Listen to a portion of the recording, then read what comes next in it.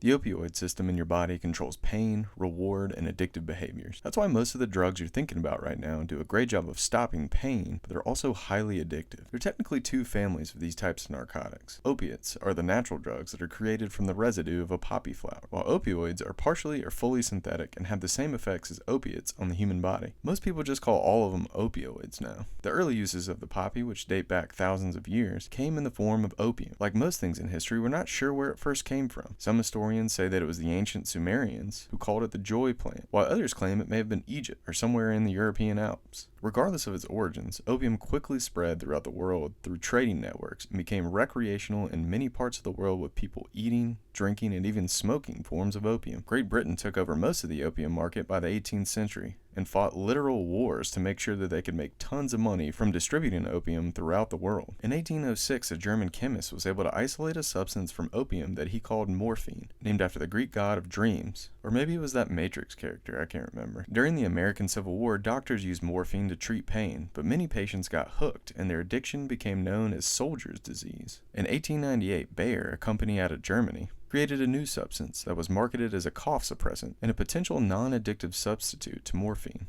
This new product was called heroin. Addiction to narcotics became so widespread in the early 20th century that the US government passed a series of laws that would make them all legal by the mid-1920s. Unfortunately, this happened at the same time as Prohibition, and the newly organized crime networks expanded the narcotics trade. World War II put a temporary hold on some of the worldwide opiate trafficking, but consumption continued and probably even increased after the war. In addition, many Western governments worked with drug lords to prevent the spread of communism as the Cold War started to heat up. To basically stop communism, even if it means bankrolling the drug traffickers. In the 1950s, the now infamous Sackler family took over a drug company called Purdue Frederick that created a revolutionary way to advertise new drugs. They decided to pitch the drugs to doctors instead of patients. Somewhat ironically, the Sackler family pushed for changes in pain management. They saw things like electroshock therapy as inhumane. Eventually, the Sacklers created a pharmaceutical empire by taking over drug-producing companies, medical journals, and strongly influencing doctors in order to streamline their image and revenue flow.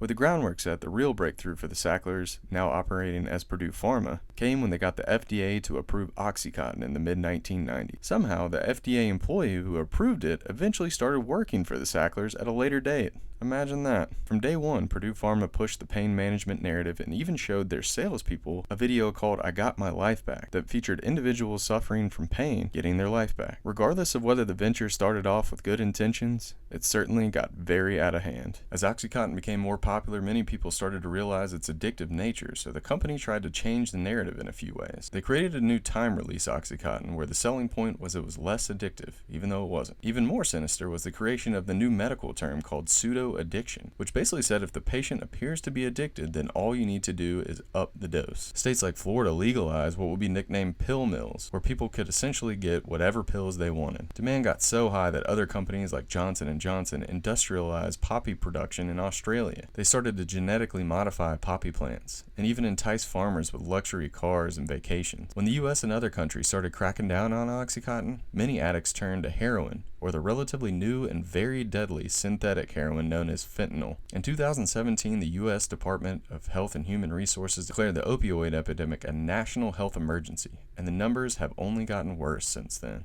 After about 2,600 lawsuits were filed against Purdue Pharma in early 2020, they were forced into bankruptcy. But depending on when you're watching this, the details are still being ironed out. The company is paying billions of dollars in fees and fines and payouts, but the Sackler family are still allowed to keep a lot of the money that was made off of the opioid crisis. Other major drug companies, including Johnson & Johnson, also settled for a combined $26 billion in payouts.